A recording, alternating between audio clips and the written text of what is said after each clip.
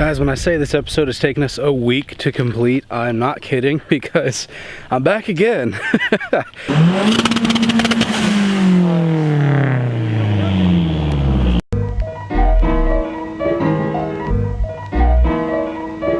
Bloated. Yeah, that thing is definitely puffy, and the top's definitely popping out. Amends we haven't seen on the channel in months. What's up, y'all? Real quick, where have you been? Where has this car been? What has happened to you? We've been in hibernation. Hibernation. So you think that the fuel filter was kind of jacked up? That was why we didn't drive it? It wasn't just a thought. Like when I was driving, get up to like 4.5, the car would just lose power. It wouldn't shut off, it would just lose power. So I'm not 100% sure this is it, but we'll start it up. We'll see. Those Recaros, man. Huh? I said, I'm just laughing at the Recaros, man. I cannot wait to get seats for the Honda, for the Evo. It's gonna be good. Clutch in. Hey. Oh, that's a lot better.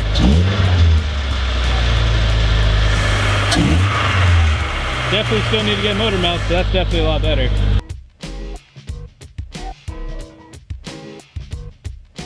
Which one? Oh, Fat Boy. Yeah. Versus Skinny Boy. So these are Alpine, what did we say these were? S65s. I originally bought a set for my Honda, but the Honda's door speaker slot is too narrow. You can only have one that's like an inch deep. We don't have that issue back here, so we're gonna slap my old set into his decks and slap the new set into his doors. For a head unit, we're running a Pioneer S4120 Bluetooth, but it does have a disc option if I remember correctly.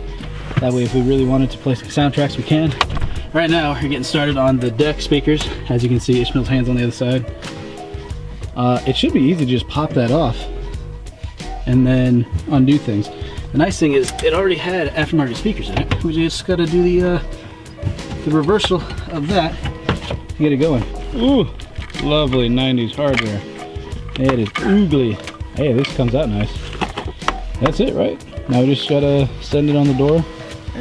Just pop this beast off. This is experience showing right here. It's almost identical to the Honda. So if you're wanting to do it for the same model your Honda as me, it's almost an identical process.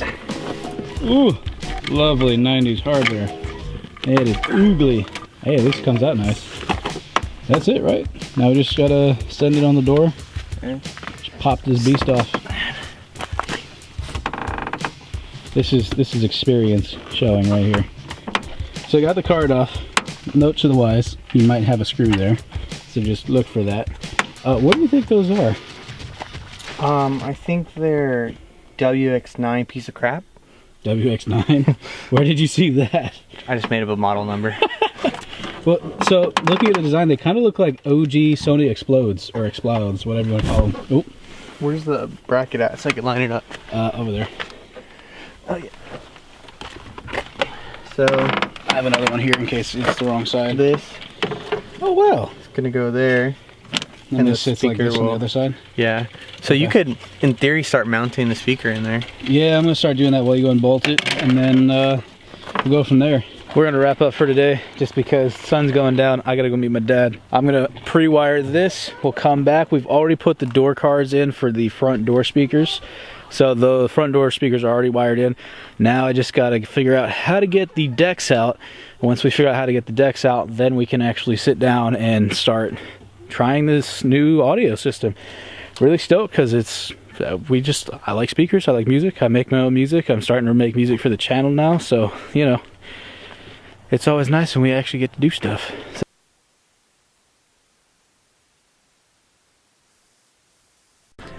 Alright, we're back after a couple of days. I sat down and did the wiring and wired up the back half of our little head unit there. These are all soldered, and I've used some liquid electric tape to try and just seal up all the connections.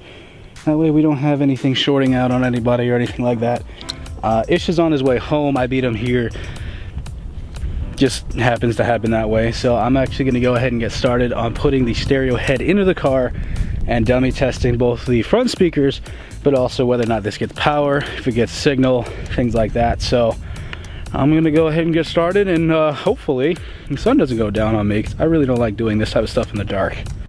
Now, I don't know why they did this, but this wiring loom is like 2-part, both in the car and out of the car. So I'm a little confused as to why it's like that, but hopefully it all works out. It's been volume. There we go. We got it. Doesn't seem like they continuously stop and go rush hour. It's working. So, word of the wise real quick. If you are at home trying to do this yourself on your 240SX and you have a coupe, this is a lot more difficult than say on a hatch. On a hatch, you don't have this quick slope to the trunk. You have a continuation thereof. So realistically, getting to the speakers is quite an easy task because they're positioned sideways, kind of like how they are in my Civic over there. But here we have the rear deck, and the trick to getting those off. Here underneath, see all those little light colored tabs? These little light dots that are everywhere? Oh, where's one? I think one's right over here somewhere. Those guys all have to get popped off or popped out before you can keep going. So, if you're trying to put in audio, you need to make sure that all those little holes, those little pieces get popped up. The next step, I believe for us, is getting that third brake light pulled out. That's gonna take a little bit of effort because I think my screwdriver might be a little too long to fit there, but we'll see. Once we get that off, that should all come out in one piece. I'll let you know in a second. So once you popped all those pieces off, it does not come off like this. Word of warning, there are 2 hidden ones on either side near where the hinges for the trunk lid are. So you'll have to remove those. Also, right here in the middle where your third brake light is, there's this bracket, and it's designed to help keep that lid in place and centered. It just uses some 10 mils, or you can use a tiny screwdriver. I use a 10 mils because it's a lot easier. Once those come up, this comes off smooth as butter. First thing I'm going to do though is, well, I want to see if those speaker covers come off. That way, in case it doesn't fit right with the speaker on in there, we can leave it exposed. Otherwise, I'm going to take off these speakers. I mean, look at that. I didn't do that. It was already broken inside of there. It's really sad. What's this guy look like? Same thing. In fact, that cone is just smashed. Can you see that? Come on, camera. Yeah, look at that. He's just smashed. But what the speakers in here? I know they're power acoustic. They're not the greatest things ever, but that's just terrible. Yeah. Oh, how bad is that, guy? Let me see that. Yeah, look at that, dude. Cone is blown. So for some reason or another, these speakers were mounted to a bracket that's then mounting the speakers in, which is kind of a weird system. I haven't actually seen it before. But yeah, these things are garbage. Got it. You got it? Yes. Let's go. This one was never actually connected. That one still is connected. So we know how to get the new speakers on. First, I'm going to dummy test our new system, make sure it mounts in correctly, and then we'll figure out how to get all wired correctly. We got the new speaker in. It looks amazing. It sounds incredible. The bass response from this speaker vastly outweighs that one that was in the car originally. I mean, just look at the technology underneath. It's a deeper cone for one thing, but also, here's the other one. We haven't put it in the car yet, but look at that. That just has, I mean, 0.2 megahertz, little coil there, a fat capacitor right there for better quality sound.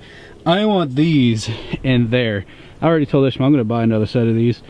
These right here being this set of Alpines, 240 watt peak power S series S65 or 6.5s. These, my friends, this is way better than the kickers that are in the Evo. These are going in the Evo for sure when it comes back. You got it? Do I need to put the light in first? Nope, light goes in after. But make sure that that little wire comes out. So when you put this in there, you know, be gentle about it because you want to make sure that A, the speakers fit comfortably and everything sits right. He's pulled the wire out, good job. You'll know when it goes in because there's a satisfying pop sound when it sticks in.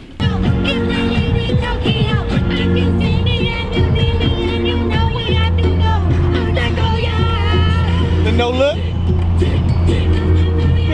And with that, we're gonna end the video. And I am so glad that the 240 is alive again and back on the channel, and B, to be back doing videos. I know that for the past couple weeks it's been a little bit of a struggle getting videos out to you guys, and that is because of my moving situation. So I'm apologizing now for any awkward delays in videos coming out. Like, we had only an episode of Extra last week instead of having a regular show and Extra.